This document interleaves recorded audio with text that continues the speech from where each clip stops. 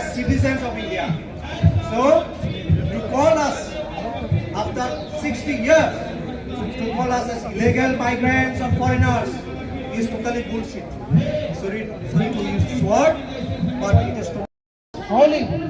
He was insisting me to not to join you in this protest. He was desperate to not let me go and take part in this protest. I told him,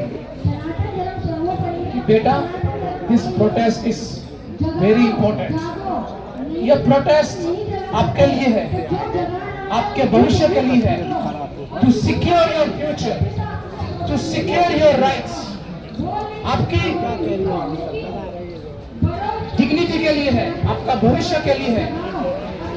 We are fighting ताकि हमारी आने वाली generation, ताकि हमारी आने वाली पीढ़ी हमारे जैसे अंधकार में उनकी जीवन जो है ना जाए. इसलिए हम लोग ये प्रोटेस्ट कर रहे हैं. जब मैंने उनको कहा, जब मैंने अपने बच्चे को कहा, वो सिर्फ 5 साल का है, उसका बर्थडे कल था, जब मैंने कहा कि मैं आपके अधिकारों के लिए, आपके भविष्य की रक्षा करने के लिए मैं दिल्ली जा रहा हूं प्रोटेस्ट करने के लिए.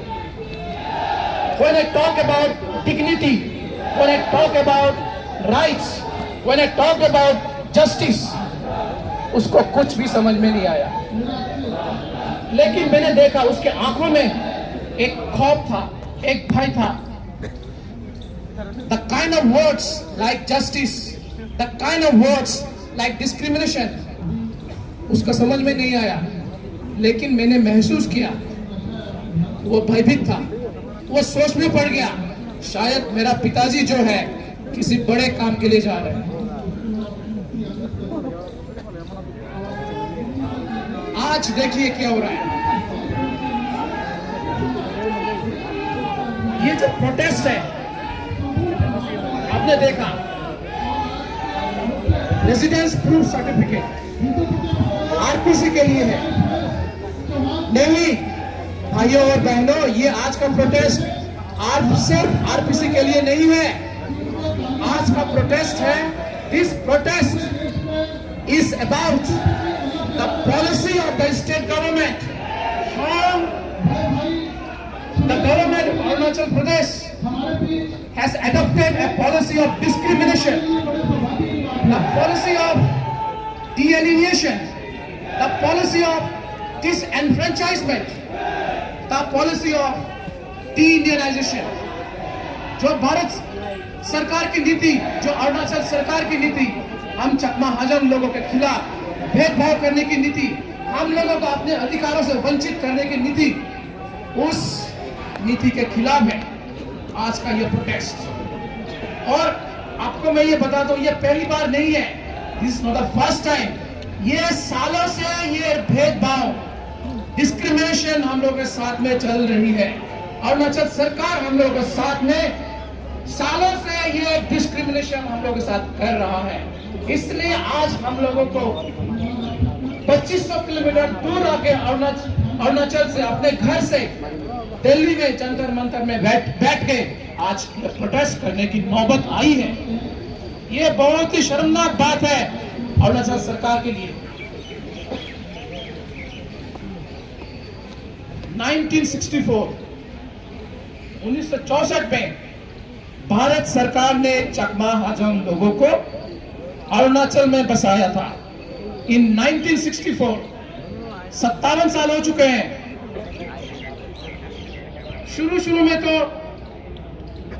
जब अरुणाचल भारत सरकार के अधीन था, जब union territory when Arunachal was a union territory, उस टाइम पे हमारे पास सारे अधिकार थे. मैं आपको बता दूं हमारे पास क्या नहीं था. Land rights, land allotment, food security, ration card, state government में हम लोगों को नौकरी मिलती थी, हम लोगों को ट्रेडिंग लाइसेंस, बिजनेस लाइसेंस, वो सब मिलती थी. एक छात्र को, एक स्टूडेंट को हॉस्टल फैसिलिटीज मिलती थी, बुक ग्रांट्स मिलते थे, स्कॉलरशिप मिलती थी, स्टाइपेंड्स मिलती थी। ये सब अधिकार, ये सब एंटाइटलमेंट्स हम लोग के पास थी। लेकिन दुर्भाग्य से, अनफॉर्चुनेटली, जब से अरुणाचल प्रदेश एक फुल फ्लेजेड स्टेट बना, तब से ये सारे अधिकार अरुणाचल सरकार ने हम लोगों से छीन लिया। जिस तरह से आज हम लोगों से रेजिडेंशियल प्रूफ सर्टिफिकेट, एक मामूली सा डॉक्यूमेंट, एक बेसिक सा डॉक्यूमेंट जो सिर्फ एक एड्रेस प्रूफ है, एक एड्रेस का प्रमाण है, उसको भी छीन लिया। उसी तरह से जो हमारे पास अधिकार थे, वो सब अधिकार धीरे धीरे अरुणाचल सरकार, जब अरुणाचल प्रदेश एक फुल फ्लेजेड स्टेट बना, तब से हम लोगों के अधिकार जो है छीनते आ रहे हैं। और आज हम लोगों से ये रेजिडेंस प्रूफ सर्टिफिकेट भी छीन लिया। इसलिए आज हम सब लोग यहाँ में इकट्ठा हुए हैं। सरकार की उस डिस्क्रिमिनेटरी पॉलिसी के खिलाफ, जो डिप्राइवेशन कर रही है हम लोगों के साथ, उसके खिलाफ हम लोग आज ये प्रोटेस्ट कर रहे हैं।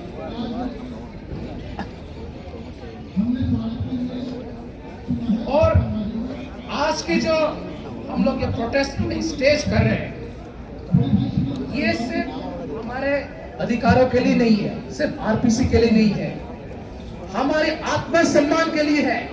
This is about our dignity, this is about our rights. एक इंसान होने से एक इंसान को आत्मसम्मान के साथ जीना पड़ता है। चकमा हजम लोग जो अरुणाचल में रहते हैं, वे जानवर नहीं है। हमारी डिग्निटी को किसने छीना? हमारे आत्मसम्मान को किसने छीना? अरुणाचल सरकार ने छीना। अरुणाचल सरकार में पता नहीं किसका राज चलता है, लेकिन इतना तय है, अरुणाचल में जो है कानून का राज नहीं है। क्यों कह रहा हूं मैं ये बात? अरुणाचल से हमारे यहाँ पे एमपी है किरण रिजिजू, यहाँ में मोदी जी ने उनको कानून मंत्री और न्याय मंत्री बना रखा है। लेकिन किरण रिजिजू हम लोगों के साथ में न्याय नहीं कर रहे हैं। किरण रिजिजू कानून को भी नहीं मानते। किरण रिजिजू को मैं बताना चाहता हूं, आप सिटीजनशिप एक्ट 1955 सेक्शन 3 पढ़िए, उसमें क्लियरली लिखा हुआ है, any person born in India after 26th of January 1950 and before 31st of July 1987, he would be a citizen of India by birth. ये कानून साफ साफ है, लेकिन हमारे देश के कानून मंत्री, न्याय मंत्री इस कानून को नहीं मानते हैं। वे अभी भी हम लोगों को, चकमा हजम लोगों को रेफ्यूजी मानते हैं। वो अभी भी हम लोगों को जो है अरुणाचल से दूसरे जगह भगाने की कोशिश करते हैं, डिपोर्ट करने की कोशिश करते हैं। इससे ज्यादा शर्मनाक बात क्या हो सकती है कि हमारे देश का कानून मंत्री, law minister, he doesn't believe in the law. उसको हमारे देश के संविधान पे विश्वास नहीं है। कानून कहता है, कानून के हिसाब से आज जितने भी चकमा हजम लोग अरुणाचल में पैदा हुए हैं, वे सब भारत के नागरिक हैं। 90% or more than 90% of Chakmas and Hajams who are born in Arunachal Pradesh are citizens of India by birth. लेकिन our law minister, the minister of law and justice, वो इस बात को नहीं मानते। उनके लिए कानून अलग है, हमारे लिए कानून अलग है। ये देखिए, इस तरह से डिस्क्रिमिनेशन होता है हम लोगों के साथ। ये सच को जो है हम लोगों को आज दुनिया के सामने रखने की जरूरत है। सब लोगों को इस बात को दुनिया में हर कोने में ये बता देना है कि किरण रिजिजू जो है लॉ मिनिस्टर है, लेकिन वो खुद जो है एक कानून को नहीं मानते हैं। हमारे दादा दादी नाना नानी 1964 में अरुणाचल में आए थे। वो सब नहीं है अभी। 57 साल हो गए।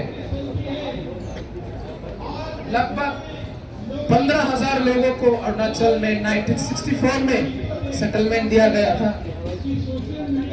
उनमें से अधिकतर लोग चल बसे विदाउट एनी राइट्स। वो लोग चले गए इस दुनिया से विदाउट डिग्निटी। आज फिर भी हमारे पास अधिकार नहीं है। हमारे पास जो इंसान होने के नाते जो सुख सुविधा, जो राइट्स है, जो मिलनी चाहिए, वो नहीं है हमारे पास। मैं जो आपके सामने आज खड़ा हूं, I am the third generation of Chakmas and Hajong migrants. मैं तीसरा जनरेशन का हूं। मेरा बच्चा जो आज 5 साल का है, वो 4th जनरेशन का है। अभी भी हमारे पास अधिकार नहीं है। कब तक चलेगा ऐसा? कब तक हम लोगों को न्याय मिलेगा? कब मिलेगा न्याय? इसलिए भाइयों और बहनों, आज ये सवाल पूछना बनता है। मोदी सरकार से ये सवाल पूछना बनता है। अमित शाह जी से ये सवाल पूछना बनता है। बीजेपी सरकार से ये सवाल पूछना बनता है। कब तक आप चकमा और हाजोंग लोगों को इस तरह से बिना राइट्स के, बिना आत्मसम्मान से आप अरुणाचल में रखोगे? आप सबके साथ सबके विकास की बात करते हैं। आप हमारे बस्ती में आके देखिए, अरुणाचल में आके देखिए, आपके जो स्कीम्स है हमारे बस्ती में नहीं पहुंचती है। हमारे बच्चों के लिए, हमारे छात्रों के लिए आपका स्कॉलरशिप स्कीम लागू नहीं होता। आपका मनरेगा स्कीम लागू नहीं होता। आपका प्रधानमंत्री जन आवास योजना लागू नहीं होता। आपके health schemes, health insurance schemes हमारे चकमा हाजोंग लोगों के लिए लागू नहीं होता। आप आगे देखिए, क्यों नहीं होता? क्योंकि ये भेदभाव है, ये नस्ल भेद है। This is a racial discrimination against Chakmas and Hajongs of Arunachal Pradesh. By whom? By the state government of Arunachal Pradesh. इसलिए आज हम लोगों को यहाँ आके in the capital of India हम लोगों को प्रोटेस्ट करने की नौबत आई है। आज आप सब यहाँ में आए हैं, हमारे साथ हमारे अधिकारों के लिए यहाँ में आए हैं। इसलिए आप सबको मैं बहुत धन्यवाद देना चाहता हूँ। और साथ में ये आप सब लोगों से ये भी बताना चाहता हूँ, हम लोग को हमारे सामने देखिए, यहाँ में प्रोटेस्ट कर रहे हैं हिंदू महाकुंभ वाले। उन लोगों से भी मैं आप ये कहना चाहता हूँ, हम लोग चकमा लोग बुद्धिस्ट हैं, हाजोंग लोग हिंदू है। अरुणाचल में बुद्धिस्ट और हिंदू जो है खतरे में है। अरुणाचल में जो है हमारे हाजोंग हिंदू लोग जो है खतरे में है। कौन बचाएगा उनको? उनको अधिकार कौन देगा? उनको जो उनके साथ भेदभाव होता है, उनको उन लोगों को उन इश्यूज को कौन एड्रेस करेगा? हम लोग यहाँ में इंडिया में बुद्धिस्ट माइनॉरिटीज हैं, हाजोंग लोग हिंदू हैं, उनको वहां में प्रताड़ित किया जा रहा है, सताया जा रहा है। और ये आज से नहीं है, सालों से हो रहा है। आप सब लोगों ने Kashmir files, the Kashmir files movie तो देखी होगी। अगर आपने अरुणाचल में जाके चकमा और हाजोंग लोगों के विषय में, उनके साथ जो प्रताड़ना हुई है, जो डिस्क्रिमिनेशन होता आ रहा है, उसमें अगर आप फिल्म बनाएंगे, उनमें अगर मूवी बनाएंगे, तो कश्मीर फाइल को भी वो पीछे छोड़ देगा। इतनी दर्द भरी कहानी है, रूह कांप उठेगी आपकी, दिल दहल जाएगा। इतना ज्यादा डिस्क्रिमिनेशन होता है, इतना ज्यादा भेदभाव होता है हमारे साथ में। यही है सच्चाई। और आज के इस भारत में ये जो हो रहा है, मोदी सरकार के अंदर ये जो हो रहा है, भाजपा सरकार के अंदर में ये जो हो रहा है, इससे शर्मनाक बात क्या हो सकती है। 57 साल से ये इशू जो है चला आ रहा है, अभी तक आपने इसको समाधान नहीं किया। कब करेंगे समाधान? पीढ़ी दर पीढ़ी जो है विदाउट राइट्स, विदाउट डिग्निटी जीते आ रहे हैं। कितने पीढ़ियों को, हमारे चकमा हाजों के कितने पीढ़ियों के आप अंधकार में रखोगे?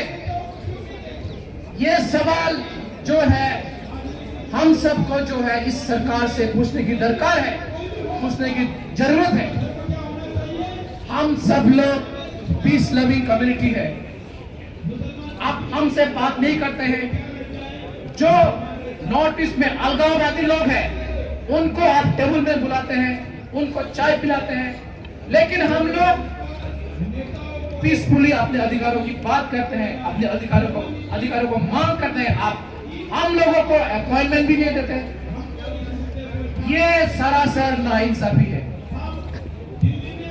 भाइयों बहनों, आप देखिए ये जो नाइंसाफी, ये जो डिस्क्रिमिनेशन हो रहा है, कितने सालों से हो रहा है और कब तक होगा? भाइयों बहनों, रोना नहीं है, आंसू नहीं टपकाना है।